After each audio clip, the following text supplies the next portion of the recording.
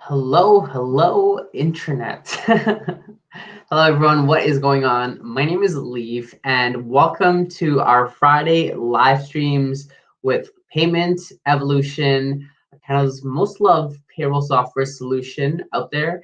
And in today's live stream, we will be talking about employee onboarding experience, not just onboarding, but essentially, when you hire an employee all the way to the end when you have to part ways. We're going to be talking about the whole employee experience, and I have Juliana who just appeared on the stream. So let me bring her in right now. Awesome. Hey, Juliana, what's going on? It is doing, man. It is a busy week. A lot of progress. A lot of goals still ahead. I am Nice. pretty on fire, but I'm pretty sure I'm also going to collapse at the end of today. Oh So no, it's well, it's a good. It's Friday. good. Yeah, it's Yeah, good. at least it's Friday, so you can do that. That's how I like my weeks. Yeah, a good week. It sounds like a hectic week for you, if anything. So No, you know what? I kind of love it. I love chaos. I love progress, and you can't have those things without motion. yeah, Um, exactly. And I know you're a workaholic, so I mean, that sounds like a dream week. yeah, totally, totally. I do need to call out that this is the first time we're streaming live on my LinkedIn account, and I am so happy about that. I'm really That's proud of my wild. network. I'm really proud of all of the people that I've connected with, um, and I've applied a number of times. So thank you, LinkedIn. Thank you. That's crazy. Wow. Oh my, so your friends are gonna be watching this. If anything, your connections, your previous employers and university professors, all of them are could be watching you right now. Let's No hope pressure. so. Well, if they don't watch it, it's like, well, gee, thanks, guys. Yeah, Exactly. it means Perfect. that much to me. So hopefully it No, means a little something to someone. yeah, exactly. I'm excited for LinkedIn Live. I've done like a number of LinkedIn Lives outside of work and everything. I find that platform I get the most engagement. Maybe because like we know when someone goes on live, they get notifications. People just kind of Yeah. jump in randomly. Maybe that's why. But yeah, LinkedIn, big LinkedIn fan here. Yeah, good. It's good stuff. So yeah, happy to be here and happy to be broadcasting on LinkedIn. LinkedIn.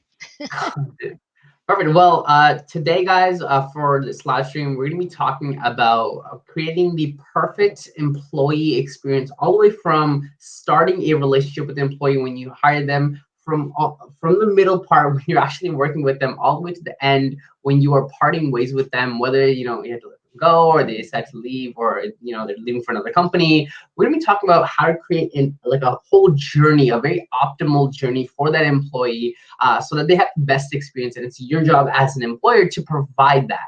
So with that being said, our expert Juliana is here to talk about the topic. So thank you again, Juliana. I'm happy to be here. It's funny, I'm not an HR expert, but I've worked with a lot of startups and organizations that are in growth stage and such. And just the nature of my work means that I've had a lot of different engagements, right? Because I kind of go in for the growth goals and then I move on. And so I've had many employee journeys Mm, like as an employee, and yeah. yeah, so there's some lessons from that, and then also from the marketing side of things. Culture affects performance and values and all of that. So I think I have sort of a varied perspective of this, but a very strong opinion. Very strong opinion. Can't wait to hear it. Yeah. Perfect. So just to start this off, can you maybe tell us a little bit about why should anyone care about creating an optimal employee journey when I just need to get the job done? Like why would a small business owner right there, if they're owning painting business right now, why should they care about the entire employee journey when they just want to paint essentially? Yeah, totally. That's a great question. Um, Opinion matters, reputation matters, and I cannot help but think of employees within the four walls of your organization as or remotely, around the world, whatever your situation is, as a microcosm of your greater market. I believe, as a marketer, that I have a job to make sure that my coworkers, my colleagues know about what's happening in marketing, that they know that we've got new campaigns coming out. Like, if there's something I want the public to be excited about, I think my coworkers should be excited too. If Mm, if I think that I'm going to make fans and buyers out of prospects, strangers out in the world, but the people working by my side are not excited about what we're doing, I've got things backwards. Like talk about a focus group. You literally have a focus group in your organization. And if they love what you're doing and if they carry it like it's their own, they're going to be your biggest cheerleader, your biggest ambassador. And if they don't, that's a really good sign that the public's not going to care much either. They might buy your product or service or whatever because they have to. Maybe it's the cheapest. Maybe it was the one that was right there. But they're not raving about it, and they're not excited and happy about it, and they're going to forget about it. And I don't think anyone wants that type of wants to have that type of effect on consumers. And your first consumer is the people who work with you. They're ultimately consuming your purpose, your ideas, and if they consume it and they forget, don't care, don't want to show up, dread going in, that's a pretty strong litmus test for an organization, I would say. No, for sure. You take care of your staff, they take care of your customers. It's a very simple kind of formula. Yeah, totally, right? Exactly. So let's start off with maybe the beginning phase of the whole employee journey. We're talking about like recruiting, and then slowly as we're going through this live stream, we'll go towards the end, maybe letting go an employee. But start off from the beginning of that employee journey, right? Let's say we're trying to recruit for our role. We haven't selected the candidate, but we are in the process of maybe interviewing a number of candidates to fill for a specific position. Now, how do we as employers, small business owners, maybe even HR experts in this call right now, how do we make sure when we are screening through candidates and going through interviews, how do we provide the most optimal experience for them so that we can further enhance the employee journey, specifically on the recruiting side? Yeah, for sure. One thing that I think is kind of interesting is, again, I'm not an HR pro, but I have increasingly over the last 10 years or so taken over writing the job post descriptions at companies that I work at, because if you like that is ground zero for selling your purpose. Do you feel driven to do this? So do we. We should team up. But most job postings read like ingredients on a cereal box, like really boring. And it's funny, you put a little bit of personality into a job post and suddenly everybody wants to work for you. And then if you put more than a little personality, but you actually reflect your culture and your values, now you're actually getting people who align. So I think it all starts with the job description and the job post. If you want to have a job description that reads like the ingredients on a cereal box, fine. But then you should not be using that as your job post. Your job post, in my opinion, is a it's like in Jerry Maguire when he wrote that mission statement. It's supposed to inspire. I don't know what you're talking about. No, you haven't watched Jerry Maguire? Again, that's like his fifth time now. Yeah. Okay. Well, we got to watch Jerry Maguire. I think that's going to be on our next marketing meeting. But yeah, definitely. Like I think it starts with that job post, and then that experience, right? Like, what is it like going through the application process? And what's kind of unique, I think, with you and I is that we both have our marketing passions, but then we also have had and continue to have side hustles around coaching others that want to be where we are, sort of thing, right? Career-wise. And so, yeah, I think it's kind of interesting thinking about it from both angles, being the organization and the marketing voice, and then also being on the receiving end, what that's like, Yeah, exactly, for sure. And just to backtrack a little quick, you mentioned, it's important to have a really nice job description that actually inspires people to apply and they're actually excited for the role and everything, right? So, let's say that you're an HR expert, you're a business owner, right? You're not a copywriter, you don't do creative writing classes or anything of that nature. And you just kind of, you just see job descriptions as like the formal thing that you need to post so that people come in and whatnot, right? How does one who doesn't feel like they're creative write an effective job description? And what are some examples of good statements that someone can include in the job description? Yeah, that makes sense. I think probably the best job post I ever wrote was the result of I was actually on vacation and I was reading an ebook at the time. I was reading "Start with Why" by Simon Sinek, and there's a section where he talks about how do you come up with your why. And as I Mhm. was reading it, I was going into my phone and writing down notes that were coming to mind about my why, the things that I believe in, and that I've gone back to those notes so many times in my life since then. It's crazy. But a lot of it's actually kind of simple. A lot of it is I believe. I believe in the potential of people. I believe that software can make our lives easier. I believe that the Canadian economy can grow leaps and bounds. I believe whatever you deeply believe. I think you start there. Mhm. And it's crazy how much that resonates, how simple and complex and beautiful and all of that it is, and suddenly you have common ground with people on a deep level. It's visceral. you know Mhm. I believe in the potential of people is one of my lines, and that has aligned me with a number of learning organizations, um, Mhm. and it's a deep belief of mine. So you know whether you watch an inspiring YouTube talk or read a book or just sit there and do a mind map where you just kind of brain dump. What do I care about? What matters to me? When was I happiest in my work? What was I doing?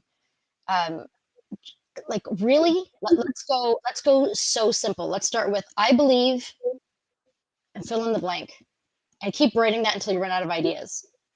And next thing you know, that'll turn into, do you believe in the potential of people? So do we. And that's a compelling way to start a job posting. Mhm. Oh, I for believe. sure, for sure.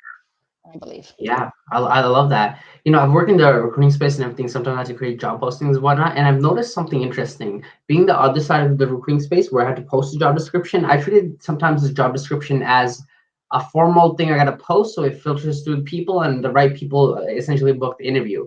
But what Yep. I fail to sometimes recognize is the other end of the experience as well. Mm. When I scroll through Indeed and I'm looking for a job and everything, I'm looking, there's a lot of criteria in my head when I'm assessing that job description with. So, for example, if Totally. I see a consulting company hiring for a digital marketing specialist, I'm not just thinking about the job and the roles and what's included in the role, but I'm also thinking, can I see myself working in this company? If I Google this company, what will I find? Yeah. And sometimes they lack humanness, and Hmm. because they lack humanness, my temptation to apply for that role Hmm. goes Hmm. down. And the problem with that is the qualified people, they have options for Yeah. jobs they want to go for. The Totally. people who are probably not the most qualified are going to jump at anything and everything. So when you have a very convincing job description, you're doing a Mhm. better job at attracting qualified candidates compared to just spray and pray job hunters who just spraying their resume anywhere and everywhere. So I think we can't take a job description so lightly, just like what you mentioned. So I hope you didn't mind that I was looking at my other screen here, because I just went into my Google Drive and I searched job post, and I grabbed one. This is one that I wrote for an organization a number of years ago, and I think it's worth sharing.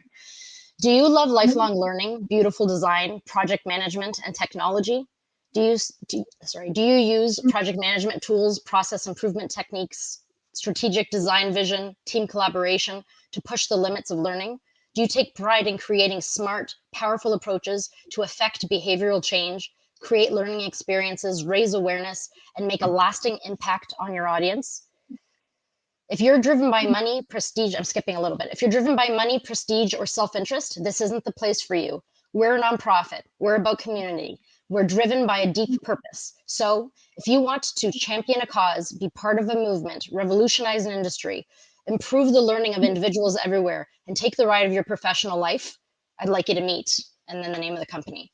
And you'll Yeah. see that I included the keywords, like there's more there. Obviously, these are the things you'd be doing on a daily basis, but the keywords don't have to be, um, one side. It's the dry side of the job post. if you are passionate about that work, you do care about the technology, you do care about user experience, you do care about innovation and continuous improvement. And so the buzzwords, I think, are integral to the passion. Um, so I really Mhm. appreciate what you're saying, that like you're trying to make sure that you check all the right boxes in terms of representing the role. And then we just need to think about the fact we're human. So how would you talk about that if you were really excited, you got the dream job of your life, and you were um, getting together with an old friend for the first time in a long time, and you were telling them about it? How would you talk about it? That's what your job description tone should be. Exactly. Yeah. And one thing I'll add is like, being in marketing right now, copywriting is a big part of like what I like to do. And even on the side, like I love writing copy for emails and everything. And sometimes it can be hard to write like a job description when you're in the midday and you're like, okay, now I gotta sound passionate when I'm writing and stuff, right? And jumping into that mindset, it's like, okay, now how do I do this? And if you're coming from that place when you're writing, it's gonna be a stale job description. What I personally like to do when I'm writing my copy, before I even like write the copy, I have to feel the emotion of why I'm writing it. So for example, I send I have a personal email list, and I love like attention grabbing, aggressive, borderline aggressive emails that just like instantly catch attention. And I notice whenever I feel like I have to write it, then the emails turn out bad. But whenever I'm excited about writing an email, there's Yeah, something, there's a feeling inside me, and when I write from that feeling, the yeah, email turns out so much better. So if you guys are listening right now and you want to write a really clever job description with just what Juliana mentioned, what you might want to do as a quick exercise is, before you start writing, maybe just like put some headphones on, pace around your room, remind yourself of the mission, the why, and why you're so passionate mm, about it. And once you have like that fired up feeling, then you go and you write like, hey, if you are passionate about getting rid of unemployment, this is for you. If you're not, but like, it's yeah. that tone that'll really catch the readers. Yeah, totally. I love that. The thing is, the inspiration is in you. So Yeah. think about yourself on your happiest day. Think about what job description, job post could you write today that would attract the coworker of your dreams. You know, the person you go home every night and talk about and say, "Oh, you wouldn't believe what Mary said." You know, um, how do you reel that person in? And you're certainly not going to do it with a bullet point list of software that we need you to know, right? Mm-hmm. Yeah, exactly. And the last thing I'll probably add to that is, qualified candidates, they want to be part of a bigger mission, and not just because, Mhm. it has good pay and everything. They want Yeah. to be part of something larger. And if you fail to communicate that, you might be missing out on potential qualified candidates, right? Totally, totally.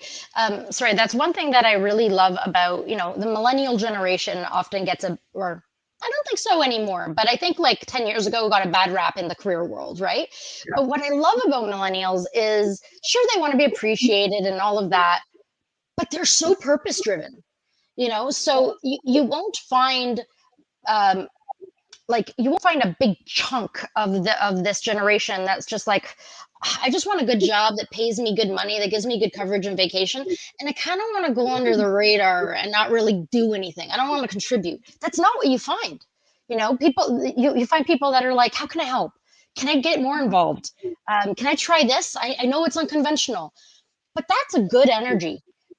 So yeah, I think we all need to kind of embrace that part of ourselves, because we all have that part of ourselves, even if Mhm. we're jaded and we've Yeah, forgotten to go to bed. yeah. Hire millennials. That's I Hire just hire millennials. millennials. Yeah, yeah, Shout yeah. out to Hire. millennials. Oh, don't worry, you're going to dominate the workforce in no time. I heard somewhere like the oldest millennial is 40 now or something. I was like, what? Yeah, I think the ranges differ depending on who you talk to. So I'm officially 40. Shh, don't tell anyone.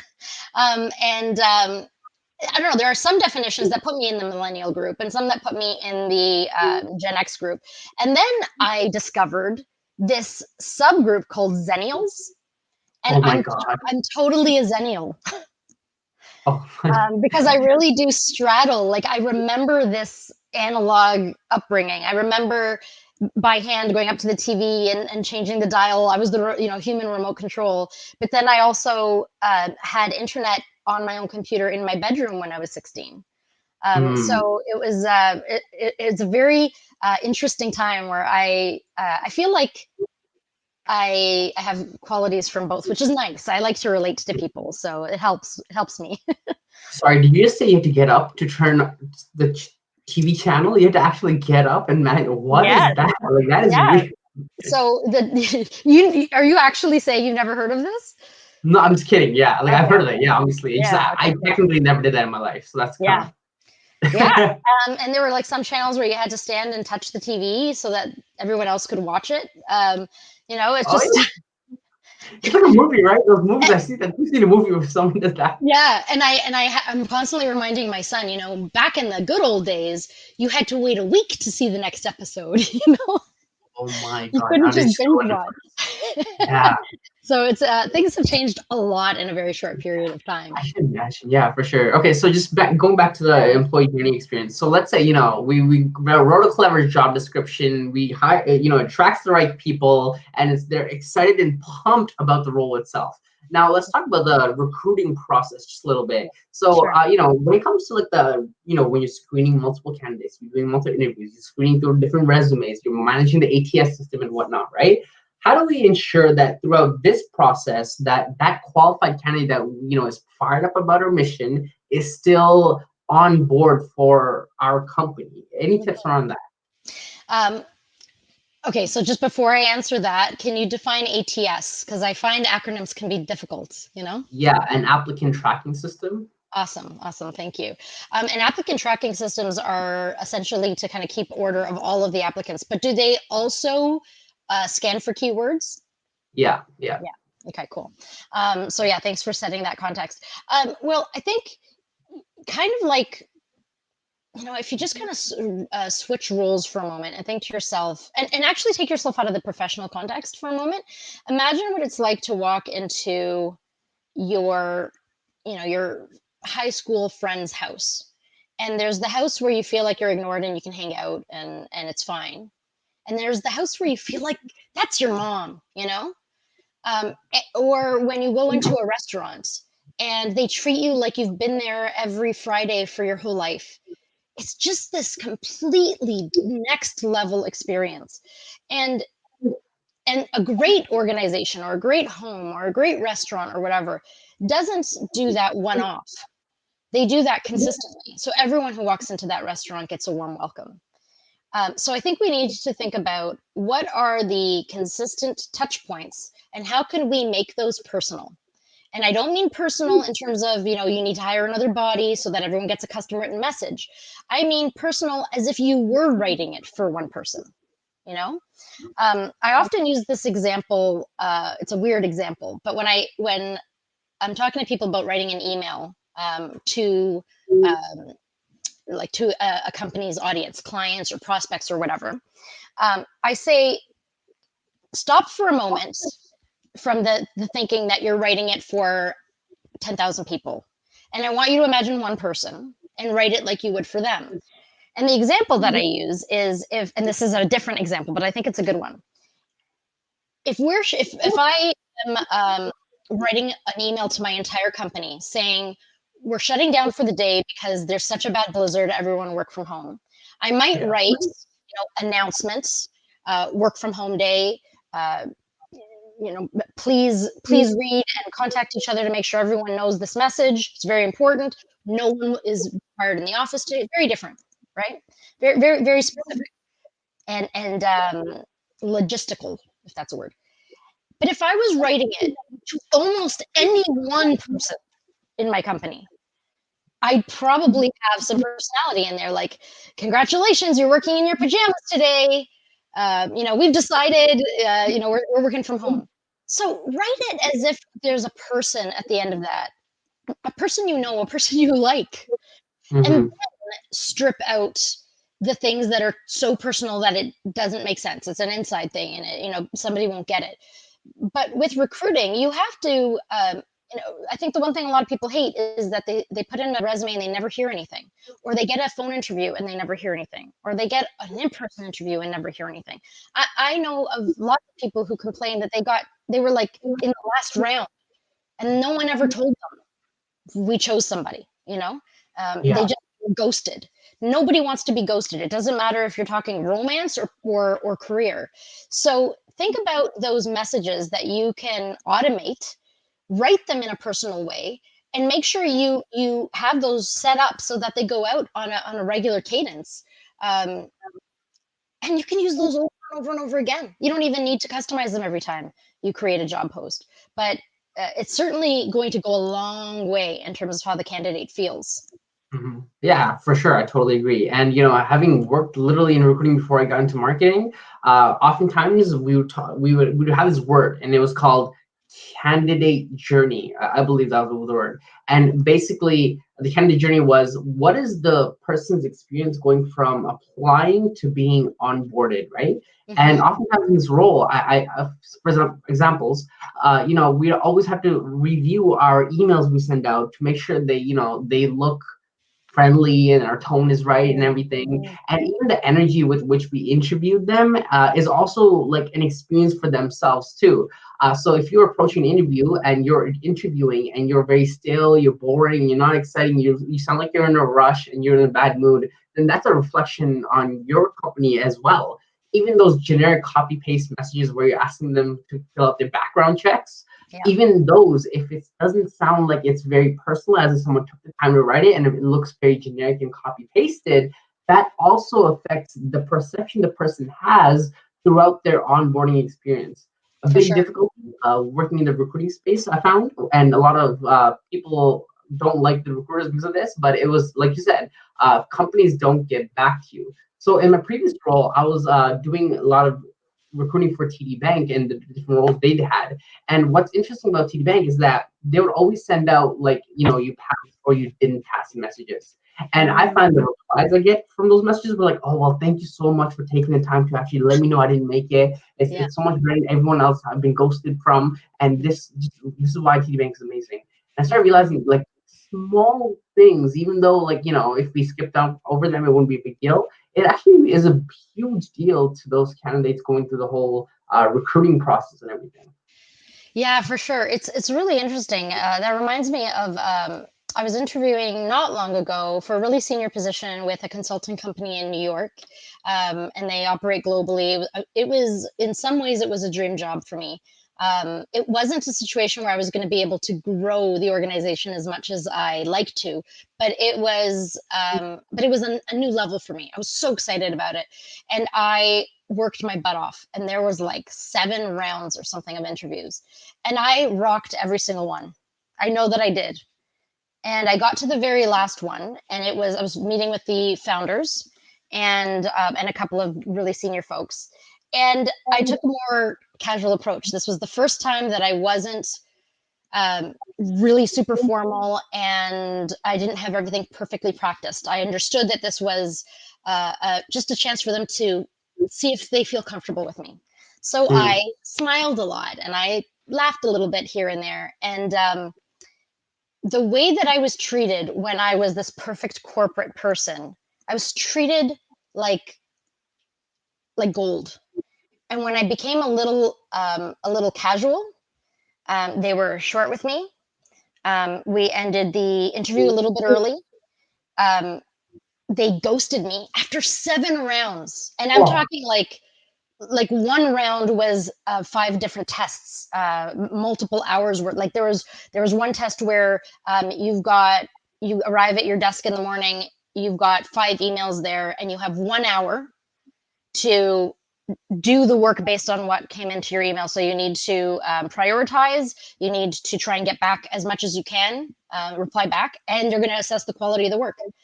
Like it was not a small investment of my time. And the way that it's just so interesting to me how, like, obviously it wasn't the right place for me, but it's just so interesting to me that you treat the people that you think are good for you well. But when mm, you think that they're not going to work for you, they don't matter in that scenario to that company. And that really changed my perception of that company. Um, I thought mm, working for them was a dream job, period. But it's very clear to me now that it's more of a clique mentality. And if you perfectly fit in to one of the cliques, and I'm very good at mirroring. I care about people and I listen and I mirror. But I was just myself, and man, oh man, did I get shut down fast. So maybe I shouldn't be Wow. myself too often. But it's just amazing that the contrast from talking to me every day through like a 12-week process to me Ghost. having to chase them to find out what the hell happened. So yeah, it's interesting, really Oh, interesting how like it's small experiences and they probably don't even remember it, that's the right? worst. Hmm. Oh Hmm. my wow, man. How long was that? How's the so 7 rounds? That was probably a month long or Oh no, process? it was like 12 weeks. It was and it was like this kind of happens with really senior roles. We were talking for like 7 months. So it was a long it was a Oh my long god. thing. Oh man. And I still believe that the mission that they have is incredible. Um, but they've I now have a bad experience with them. I didn't have one bad experience with them until that last interview with the founders, the people who came up with the mission. It's such a shame. And I know we all have bad days, but it can go, that first impression, they didn't like like the founders didn't like their first impression of me. That was the first time they spoke to me. But they Yeah, also did an yeah, impression of me too. And it goes a long way. It yeah, really for does. sure. Hmm. Yeah. And to even like add to that point, like even the slightest thing matters. I remember going to an interview. Phone interview was great. They scanned the resume. They thought I was qualified. Awesome, qualified, qualified. I had a great impression. Loved the company. But the second I stepped into the office, I was like, "What the hell is this? I don't want to work here." And then Yeah. I just turned it off or down or whatever. I forget the details. But Yeah. even just a simple thing like when they stepped inside your office, what Hmm. do they see? How are they greeted? Do you actually get acknowledged and made eye contact with the front desk reception or not? And I Hmm. remember I'm just like, nope, nope, nope, bye. You know what I mean? So every little thing matters. Yeah, for sure. So I'll share a little secret with you. Like I said, I've worked in a lot of places for, that's for good reason. That's part of my career journey. But one of my secrets is that when I go in for an interview, I try and have conversation with the person at the front desk. In this world right now where everything's remote, I would try and have a phone conversation or I would try and have a little email back and forth. But ultimately, what I'm trying to do is get to a place where I can casually ask, "So, have you been here a long time? Do you like working here?" And I can tell you that every single time, with 1,000% like clarity, the response of that person dictates whether it's the place you want to work or not. Um, Yeah. the I went to a job interview where the receptionist responded to that question, it's a job. And And I took the job. It's not on my resume. It's not on my LinkedIn. I took the job because I was coming straight out of school, and it was my first offer. It was the most horrible place I've ever worked, and I didn't work there a long time. It was really bad, like to a point where um, I was told, everybody was told, if workman's compensation contacts us, say that none of the executive team is available. It's like, how do you operate that way? Like, you can't just shirk the government, but, it was not a good place. But it's just so interesting, that, a micro interaction like that can tell you what it's like to work there, you know? That's crazy. Yeah. Like I remember I was working a job I didn't like, and my coworkers we didn't kind of like job, whatever. Like she said, it's just a job. And so we went out for lunch, and we were in the elevator. Then someone comes in the elevator, and it was someone who literally just interviewed with us. And so he comes in the elevator. It's just me and him, and then a couple of my friends. And the door shuts. We're going down the elevator. So and then he's like, so how do you like working here? And then we all had a weird pause for a bit. And we just look at each other like, what do we say to this guy? And right away I can tell this poor guy like caught the vibes right away. It was so embarrassing. I was like, I'll just be honest with you, man. Like if you are looking to grow and everything, this is a great fit for you. There are ups and downs, and I fluffed the whole thing, but Totally. But that's the real part, right? Like, we all know what a good experience looks and feels like. And we all know yeah. what a bad experience looks and feels like. And so you can perform, you can fluff it up, you can do all the things you think you should do, but ultimately, if you wonder what a good recruiting experience looks like, go with your gut. Being ghosted, being bored, feeling like you're just a number, that's a good way to make a great candidate look elsewhere.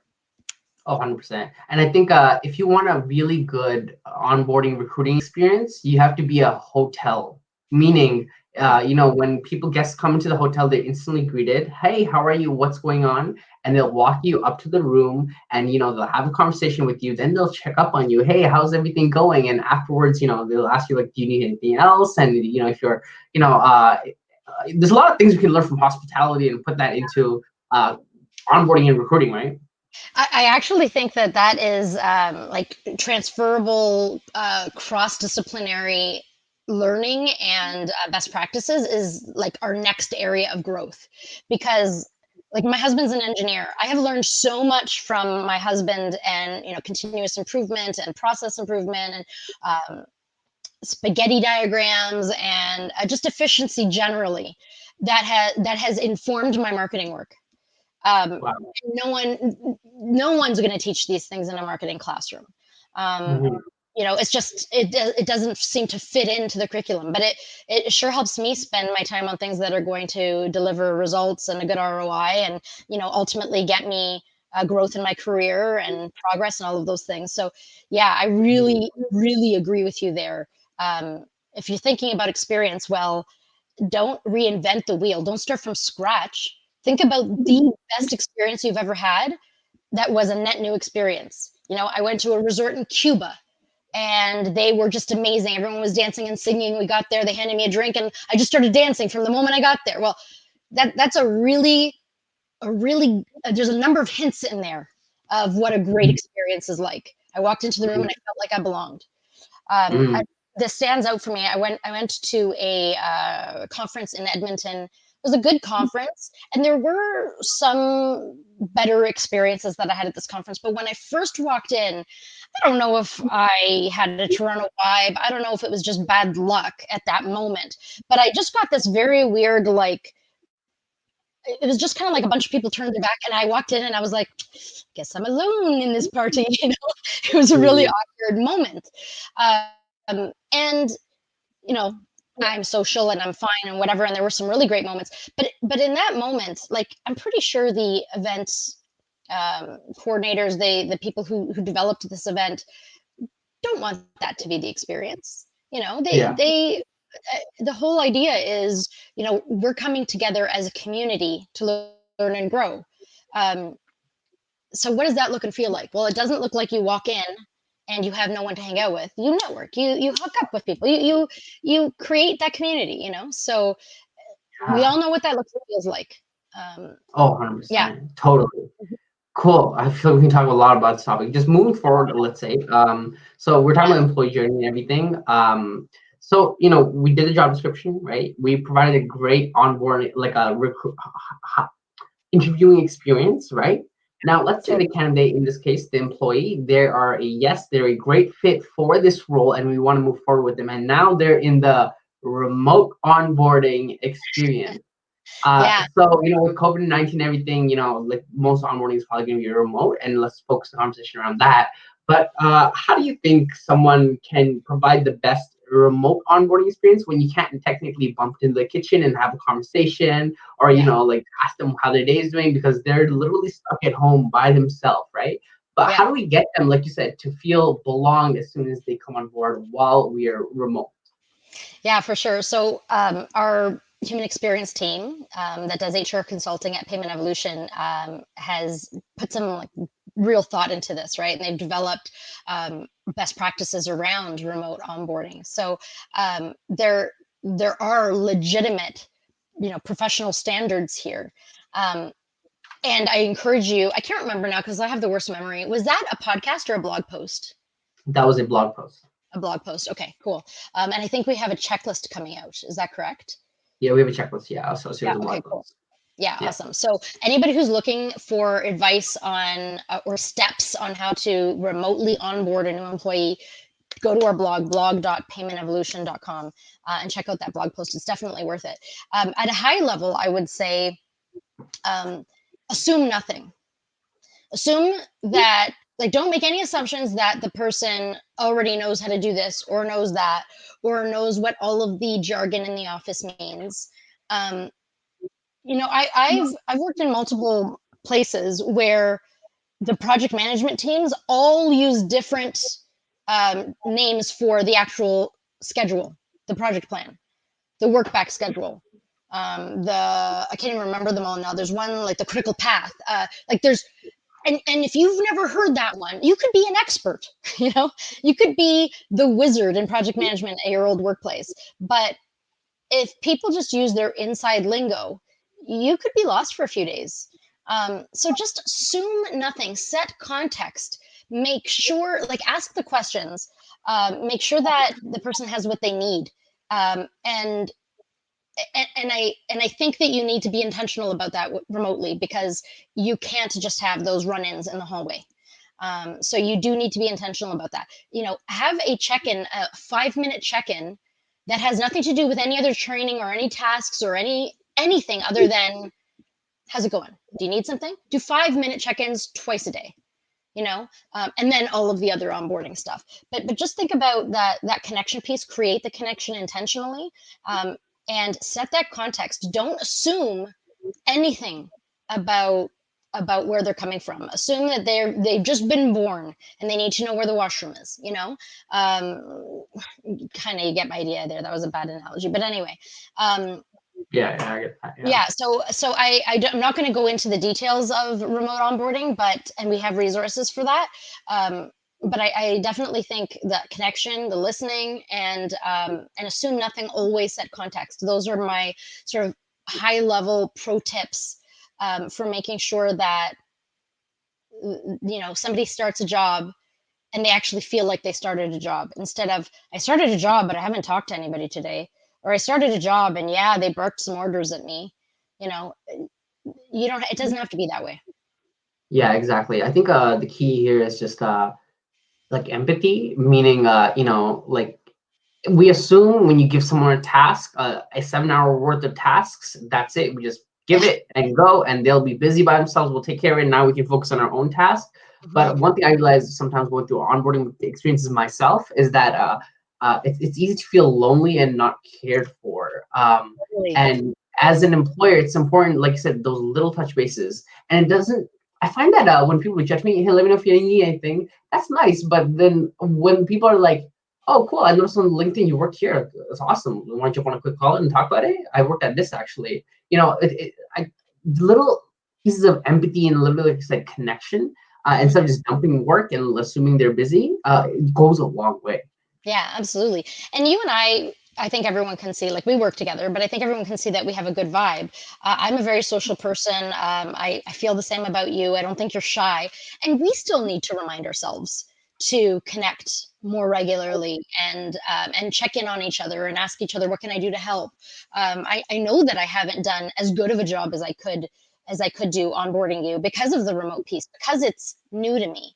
But you need to be intentional and make those choices, because if you just go with the flow, well, Mm-hmm. you might stay in your pajamas and never want to get on video, or whatever it is that stands in the way of you, whatever your barriers are for actual engagement and connection.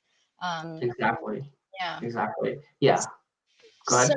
there's you haven't asked about this yet, but are we talking about the middle now before being let Yeah. go? Yeah. Okay. Yeah. Cool. Because there are a couple things that I really want to point out. And I pride myself on being a boss like a boss. I don't know. Like, if I'm your boss, I pride myself on being the kind of person that you actually want to be friends with. Okay. I just want, I want to really respect each other. I want to have each other's backs. And hierarchy to me is a funny thing. I think it actually flips constantly, because really, if I'm your boss, my job is to get the barriers out of your way so you can do your job. So in some ways, I'm just your support. So I kind of have some interesting thoughts about this stuff, but I have some, I think, pro tips that have worked very well for me in terms of that middle, when somebody is working for you, whether they are your superstar employee or not. I think as leaders, anybody who's a leader, even if you are a coworker, but someone's leaning on you for advice and direction, we think that leadership means talking. Mm. but often leadership means listening. Um, Mm, the worst leader, and I'm sure I've done this too, but the worst leadership trait is walking into a meeting about, we need a new solution for XYZ. And you sit down as the most senior person in the room and say, all right, this is what I think we should do. What do you guys think? You have just essentially shut down every idea. You should enter that room and say, all right, so this is the problem. This is what I'm hoping to walk out of this meeting with. Who's got an idea? Let's start somewhere. That's how you're actually going to learn and be made better by the people around you. Um, when an employee needs something, it's a bit of a power imbalance to come and tell you, to feel comfortable coming to tell you, I'm having a personal issue, or the software that you've given me that I know you've invested time and money in sucks. It's hard to say those things, but you're a bad leader, in my opinion, if you do not create an atmosphere where that's welcome. Even mm, the things you don't want to hear, you should want to hear and receive well as a leader, because otherwise the things you need to hear, you never will hear them. So that's one thing. Listen mhm, first, always. And then the second one, like, these are huge for me: listen first, always. And the second one is performance reviews. Performance reviews are funny. We have Often, as a leader, I'm given a checklist where I'm supposed to check, where you rank, good, very good, needs improvement, whatever, and have comments. And the criteria is the same for everybody. And it's also funny because things like, I always had a problem with professionalism. What the is professionalism exactly? It's different to everybody. For me, professionalism is doing your job well. And I don't care if you show me personality while you're doing that. In fact, I like that. But for someone else, it might be, why are you showing me personality? I just want to see X, Y, Z at this time precisely. I don't care if you get to work on time, um, when you were working till 11 o'clock last night because you really wanted to get something done that meant a lot to you. So for me, professionalism is defined differently. So this is mm, my idea. This was actually an employee's idea. She brought it to me and said, I heard, it was a podcast about changing the performance reviews completely. So instead of going in with a set list of things to talk about, you go in with, let's talk about everything you're really, really great at. Let's talk about the things you don't want to do anymore if possible. And let's talk about the things you want to do and you want to get better at. mm, And talk about a lovely performance review experience. So we started doing them that way as a pilot in my department, and then it ended up spreading across the organization. And man, performance reviews were a blast.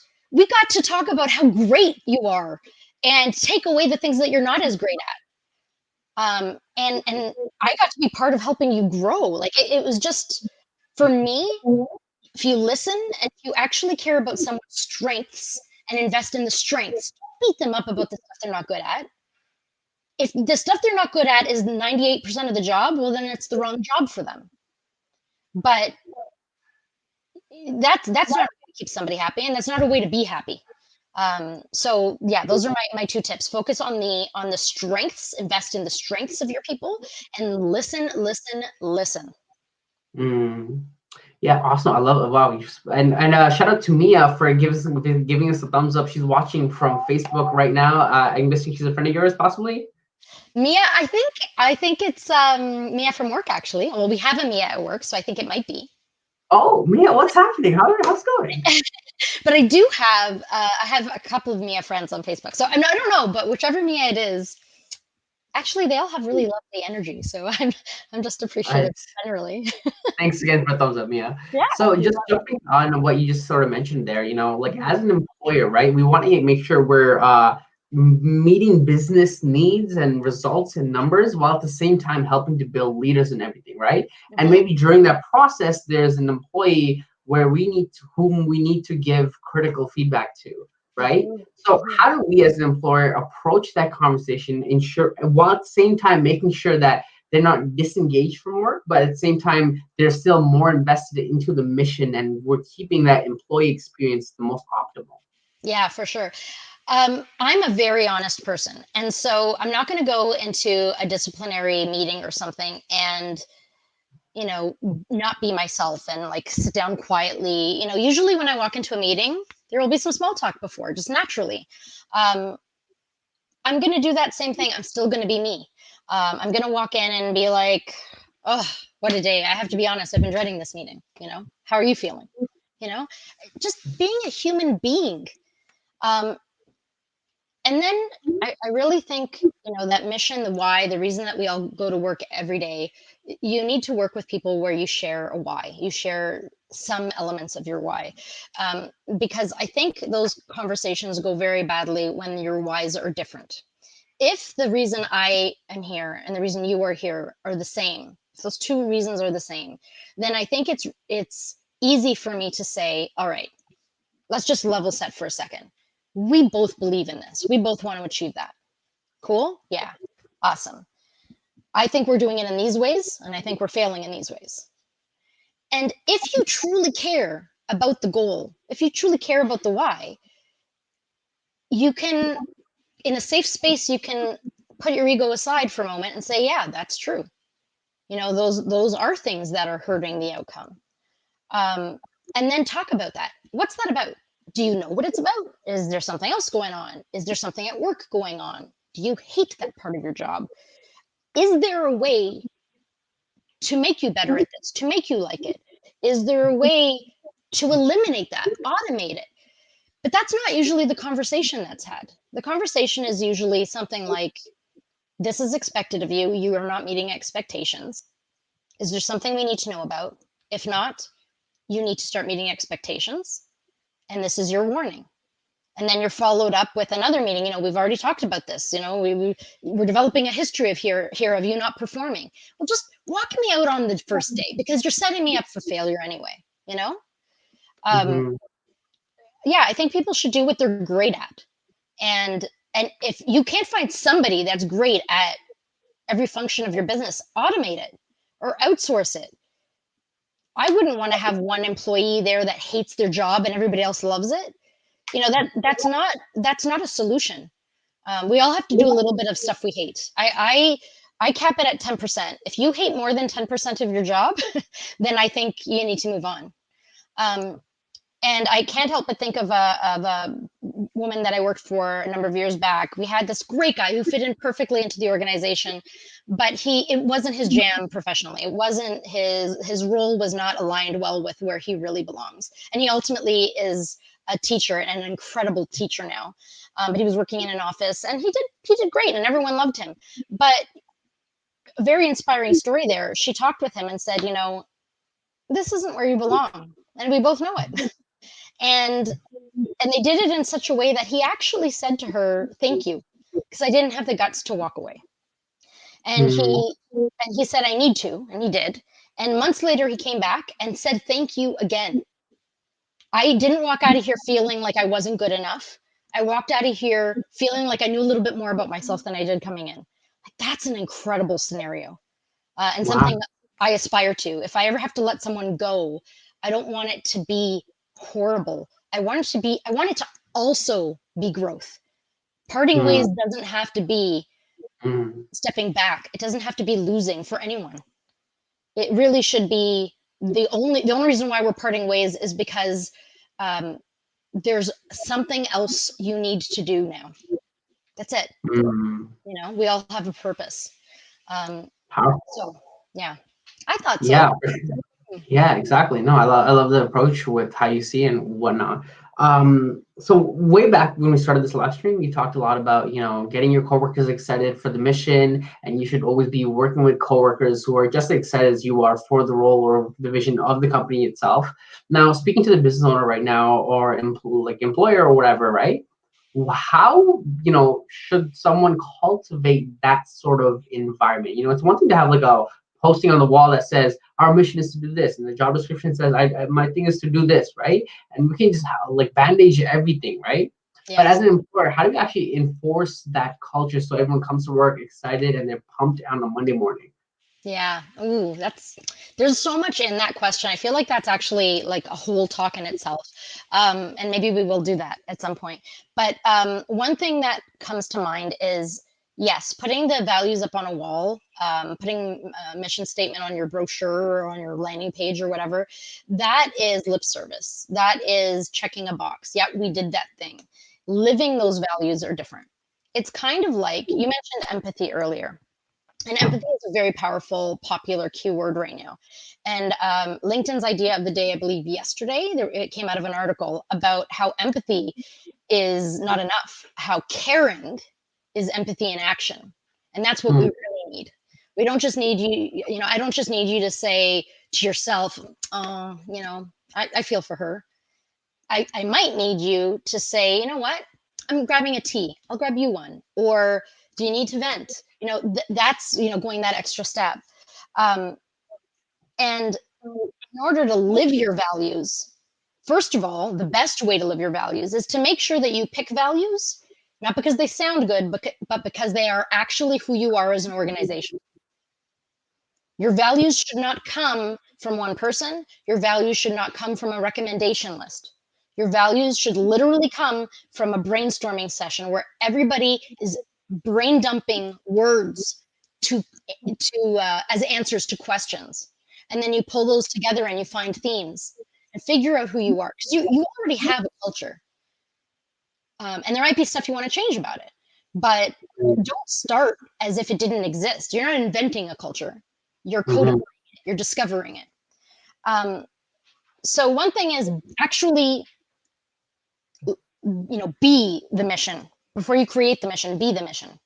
mhm, The next thing is a little more formal. In the past, I've recommended and we've created a decision making framework, and it was a checklist of 7 things that related to our mission and our values. And the seventh question was, is this an exception? Essentially. So when you're going through this questionnaire, whether it's do we want to take on this client, or do we want to start this project, or do we want to move from this building to that building, literally every decision that we would or could make as an organization could go through the decision making framework. And it was simple: yes or no. Does this improve? Uh, does this empower people? I'm kind of simplifying here because I don't remember it all. Does this use technology in an innovative way? Does this marketing or whatever value the audience's experience?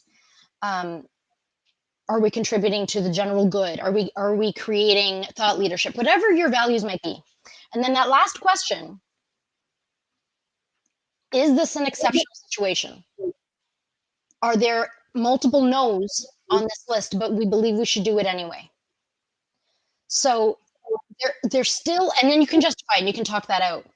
Um, but we often like to say there's good and bad behavior. People a leader who is frustrated with an employee wants to pull their employee in and say, what were you doing? What were you thinking? No one should do that. Um, that isn't necessarily the case.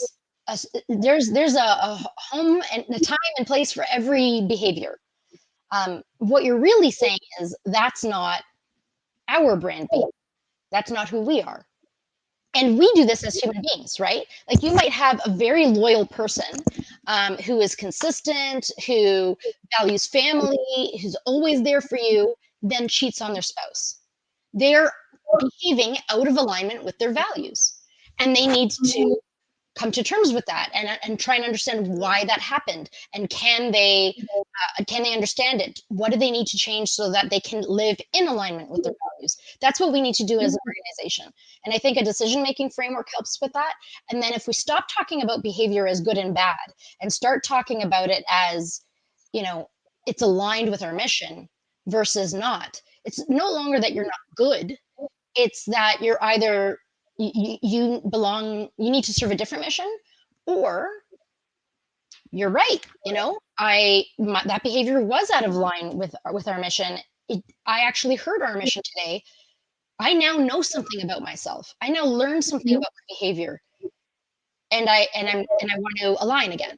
You know, yeah. it's not good or bad. it is what it is. It's just, where does it belong? Wow. Yeah, using the values as a way to like filter through actions and decisions and whatnot, right? Mm. Perfect. And I just want to jump into the last part of the employee journey real quick, and then we'll probably wrap it up here. But let's say like we gave them a great onboarding process. They love the mission and everything. And for some reason, we have to either, let's say, two situations. We had to let them go because it's just not a great fit right now, or they come into us and they say they found a new opportunity, so they would like to move on with their career, right? Mhm. Speaking about these two topics, you as an employer, let's say hypothetically, it came time for us to actually let go someone from our company, right? You touched on this a little bit, but really quickly, do you mind walking me through, like, how do we approach that conversation so that they don't leave the company thinking, oh, I'm gonna give them bad Glassdoor review and I'm gonna sue them and the Google reviews are gonna go down and everything. Instead, they actually leave feeling like, okay, I understand. It's totally acceptable. I understand. Yeah, Any totally. thoughts on Yeah, absolutely. I think it's about respect. I think it's about um, not having sort of this binary way of thinking where you're good or bad, you belong or you're not in our crew or whatever. It's about respect. And I think whether you're letting someone go because their performance is not where you need it to be, or if they're letting you go as an employer because they've found something else they need to do, you do it respectfully. And we had a podcast this week about the last chance to terminate. That was this week, right? Yeah, I have yeah. the memory. And the last chance to terminate is ultimately based on the idea that you don't want to let somebody go on December 20th, right before the holidays. Talk about killing morale. Talk about Mm, leaving everyone feeling uncomfortable. It's not respectful. It's not conscientious. So I think it really, really comes down to being respectful. And when you're letting mm, someone go, it's very easy to feel guilty, to feel like the bad guy. And I think that if you let go of that for a moment, you can be respectful and compassionate.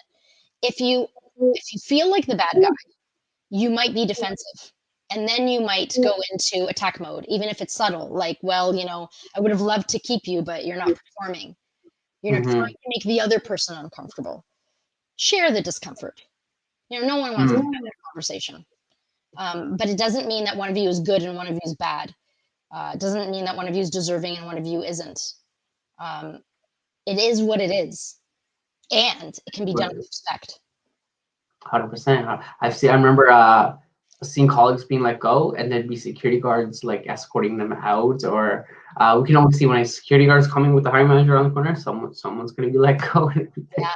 I worked at one place, we were doing like a revamp of all of their e-commerce stuff, and they got a new CEO um, that was an interesting pick, but regardless, she had made a structural decision in the organization, and within like a month of her joining, they let a bunch of people go.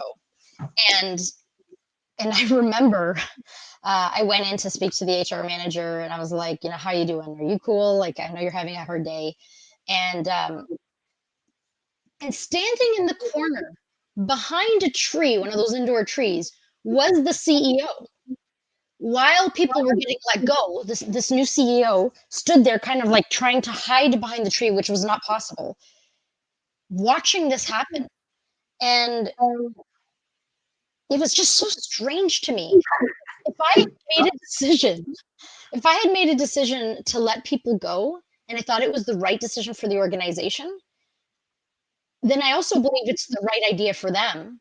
I believe that, they're not gonna be able to deliver their greatest value, and I'm gonna face up to it.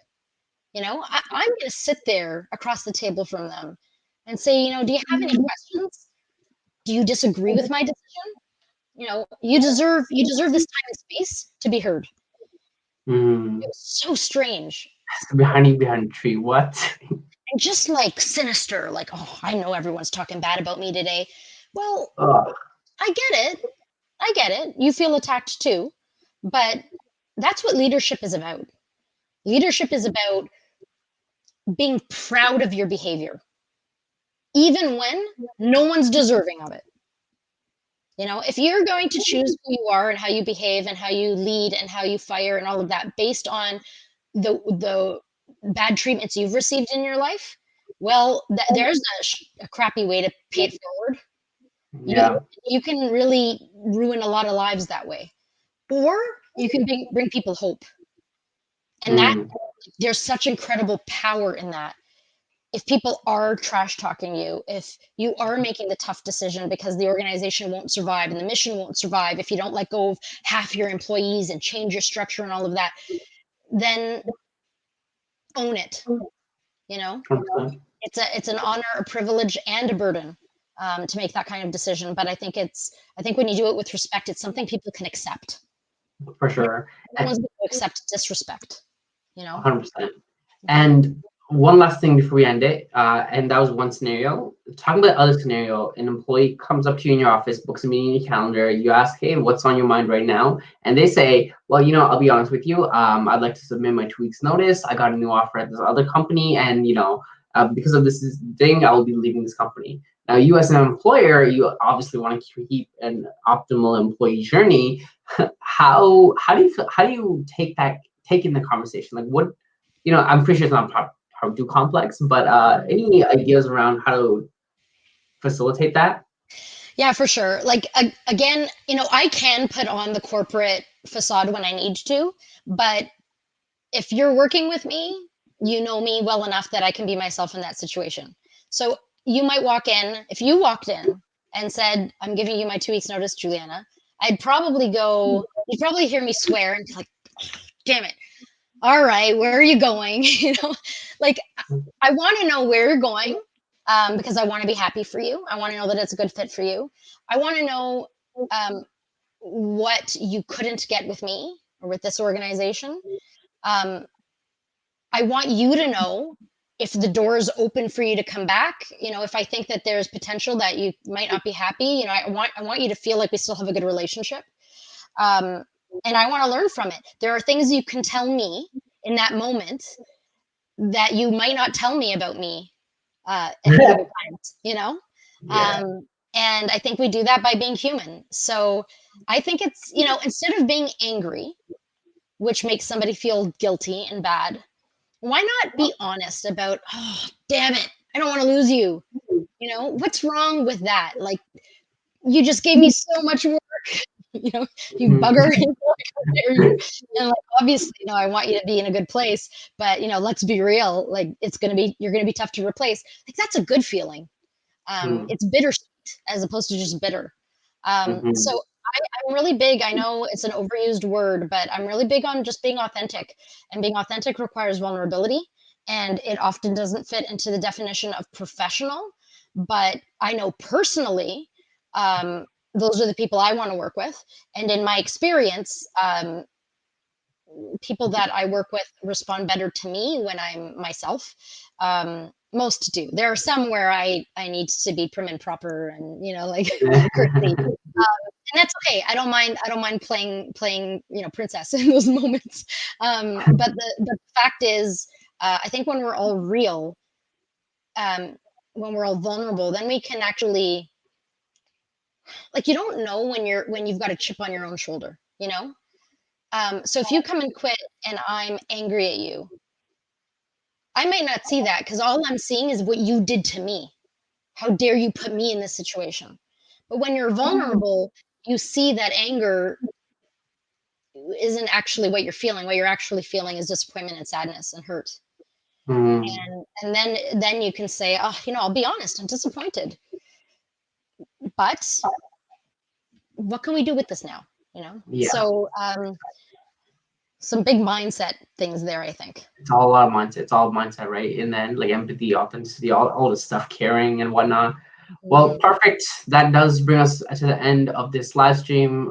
Juliana, thanks again for being on the show, even though you work here at the company.